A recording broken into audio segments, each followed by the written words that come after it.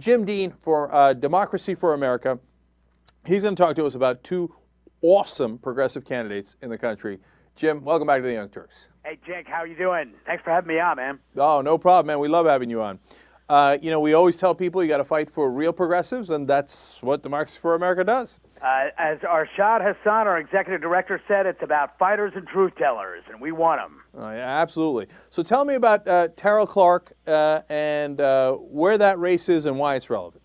Well, it's relevant because, number one, she's running against, Terell Clark is running against Michelle Bachmann. And who's a nutcase, as we all know. The other thing is, and what people might not know, is that Terell Clark has been a terrific state senator in Minnesota. She's in a district that's some people think of as being Republican or conservative, but, she has been just a stand-up person for her values. She hasn't made any bones about it. She's not someone that's trying to tack one way or tack one way or the other, rather. She's the real deal. And I think it's a great opportunity for the voters and taxpayers in that district around St. Cloud, Minnesota, to get a really good doer into Congress, a fighter, a truth teller, rather than some of the grandstanding stuff and annex and histrionics that we've seen from the current representative, Michelle Bachmann. So she's terrific, and we're real fans of hers and doing everything we can to raise money for her and get volunteers out to work for her campaign. So, Jim, as always, I wonder, how's the race going? Is it really possible that a progressive can beat Michelle Bachmann in her district? How are the polls doing? I don't have the latest polling data off the top of my head, but let me tell you why it is. She has been a popular state senator for several terms. She has wide name recognition. She has a good group of activists and a growing group of activists that are out there doing the stuff you got to do to win elections, not trying to televise your way to victory, but knocking on doors, talking to family and friends and neighbors. And more, or equally as important, the voters are tired of the annex of the current incumbent right now. She's out there making these pronouncements about immigrants. She's out there making these, birther pronouncements and all this stuff. They want someone in Congress who's going to do the job that they're supposed to do. I think all of those things come together to give Terell Clark a real good shot at winning this election. Jim, where can people find out about how to help Terell Clark beat Michelle Bachmann? Well, you can certainly do it by going to our website, democracyforamerica.com. She's right there. She's one of the several candidates that we're trying to help get elected. And you can also do it by going to her website as well. If you Google her, you'll see her campaign right there, and she's a good one. All right. Now, before we go to one other candidate that you want to talk about, talk to me about Gibbs' comments. So Robert Gibbs attacks the professional left. Is that you?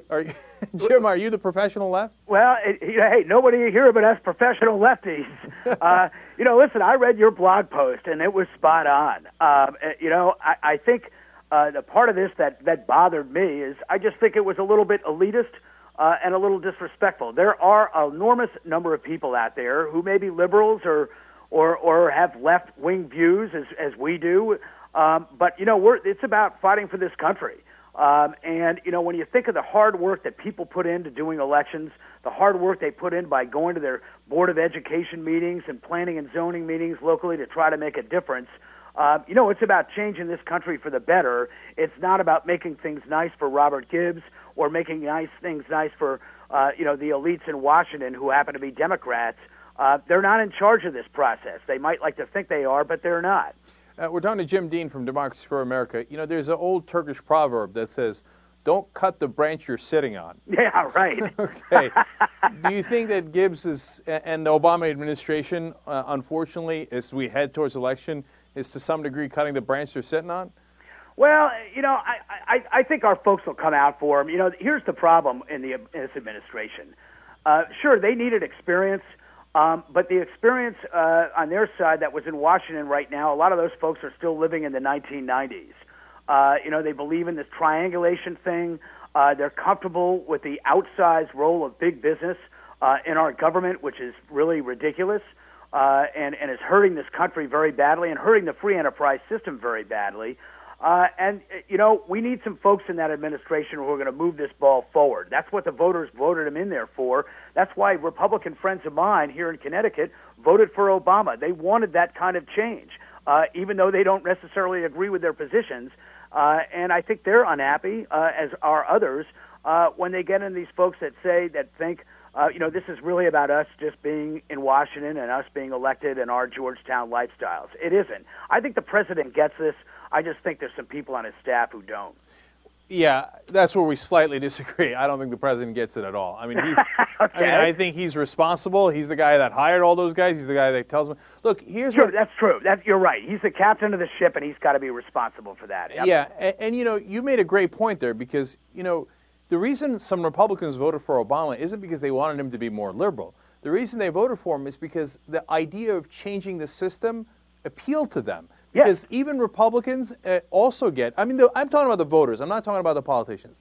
The voters get, look, our politicians are bought. And if anybody's going to change that system, I'm the same way. If a Republican was honest and came and said, I'm going to change the system. I'm pro-life, I'm this, I'm that, but I'm going to, end lobbyist power, and I believed him, I would support him. Because that's the number one issue, and that's the number one issue that Obama campaigned on.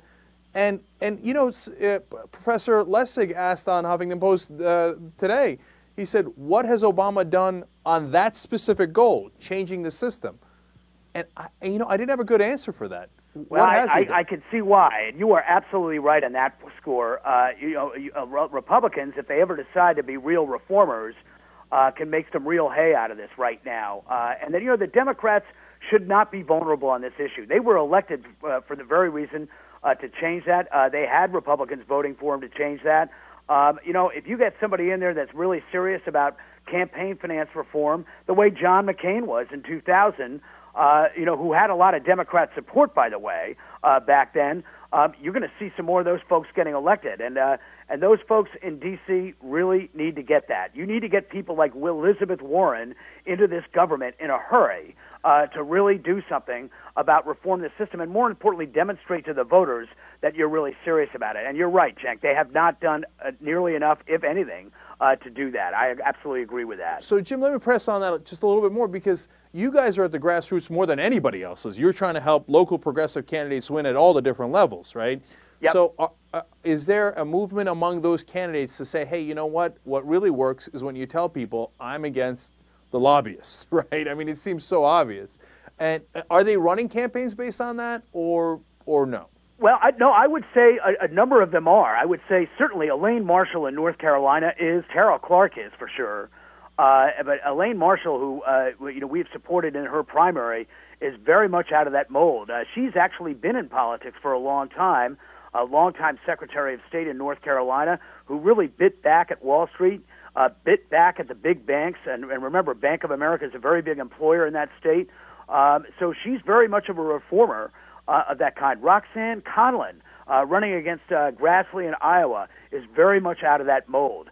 The thing is about these elections, and I know, there's a lot of disgruntlement out there, and I feel that frustration, and I am frustrated myself, but there are opportunities with good candidates, both locally and nationally, to change this whole thing around. And, as I said before, it's about getting good people into office. As Arshad said, it's about fighters and truth tellers. They are out there.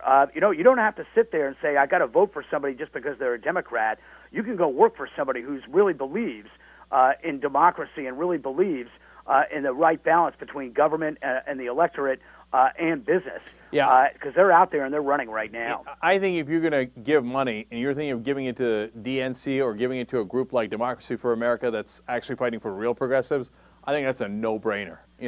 But my views on that are pretty clear. We have just a minute left. Real quick, Jim, one more thing. Beth Krom, we talked about her before. She's running in Southern California. Who's she running against?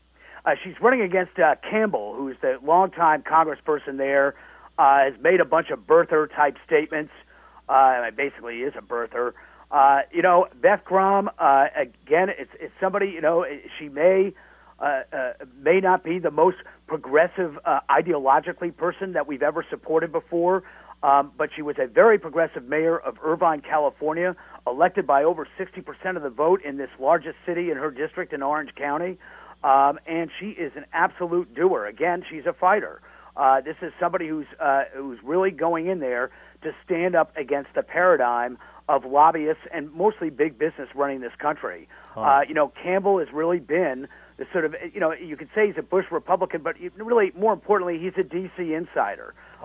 He's been part of that whole gravy train where he goes away to Washington, lives a nice lifestyle, gets a lot of money from, a few people at some of these D.C. parties, and then comes back for 2 months to campaign and gets reelected. That's not going to happen this time because she has been out there pounding it for over a year, going through some really tough challenges, but we think she can win. And if you ever see her speak, you will know why. She doesn't leave it she leaves it all on the floor, and she's very, very passionate about what she's about. All right, Jim Dean, and the website is democracyforamerica.com. Thanks for joining us, Jim, as always. Cenk, thanks for having me on, man. All right.